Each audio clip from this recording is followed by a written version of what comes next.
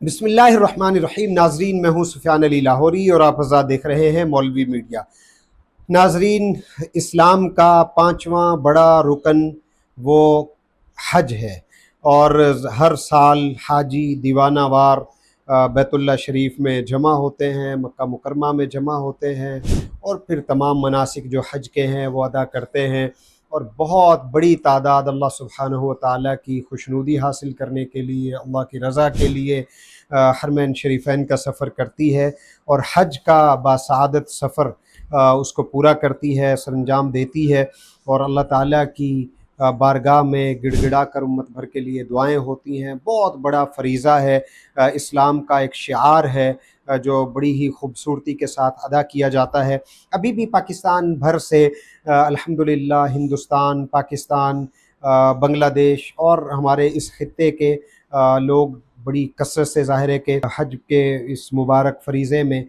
شریک ہوتے ہیں، اور اللہ سبحانہ و تعالیٰ کا یہ بہت بڑا حکم اور اسلام کا بہت بڑا رکن اسے بجا لاتے ہیں۔ ناظرین، میں اس موقع پر تمام حج کے لیے تشریف لے جانے والے جو باسعادت اللہ کے مہمان ہیں ان کی خدمت میں ایک بات عرض کرنا چاہوں گا، بلکہ ایک تجویز پیش کرنا چاہوں گا اور انہیں دعوت دینا چاہوں گا کہ آپ حضرات حج کے لیے تو تشریف لے ہی جا رہے ہیں،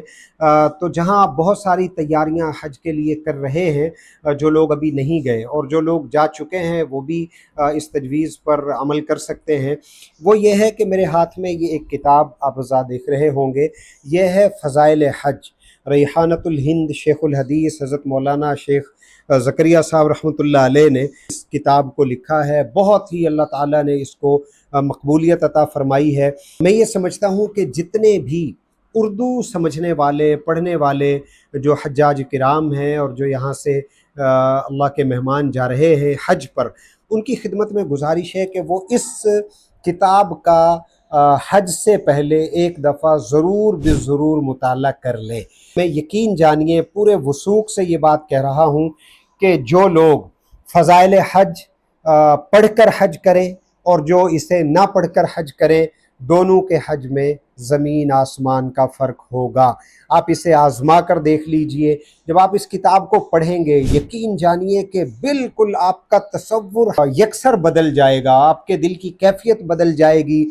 پورا آپ کا سفر اتنا مفید ہو سکے گا کہ جو اس کا اگر آپ مطالعہ نہ کرتے تو وہ اتنا مفید نہیں ہو سکتا تھا۔ یہ انشاءاللہ آپ فیل کریں گے۔ تو جو لوگ جا رہے ہیں ابھی وہ تو اس کو خرید کے رکھ لیں، اور اگر آپ گروپ کی صورت میں جا رہے ہیں تو ایک کتاب بھی خریدی جا سکتی ہے، اس کی تعلیم کے حلقے وہاں پر لگائے جا سکتے ہیں۔ اور اگر جو لوگ چلے گئے ہیں، ظاہر ہے کہ وہاں سے آپ کو یہ کتاب نہیں ملے گی، تو آپ پھر یہ کر لیں کہ اس کے PDF کا لنک وہ انشاءاللہ ہم یہاں اس ویڈیو کے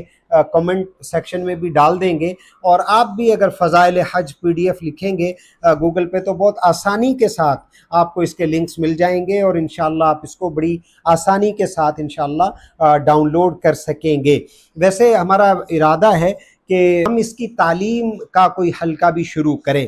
تو آپ حضرات کمنٹ بار میں بتائیے گا بھی کہ کیا اس کی تعلیم، اس کے اندر سے مختلف چیزوں کے فضائل کیا وہ ویڈیو کی شکل میں شروع کیے جائیں، اور کیا اس کا انشاءاللہ فائدہ ہوگا۔ تو یہ بھی ایک ارادہ بن رہا ہے، لیکن آپ تمام احباب جو بالخصوص حج پر جا رہے ہیں یا بعد میں عمرے کے سفر پر بھی جاتے ہیں، تو وہ ایک دفعہ فضائل حج کا مطالعہ ضرور کریں۔ انشاءاللہ العزیز آپ حضرات کو بہت بہت زیادہ فائدہ ہوگا۔ السلام علیکم ورحمۃ اللہ وبرکاتہ۔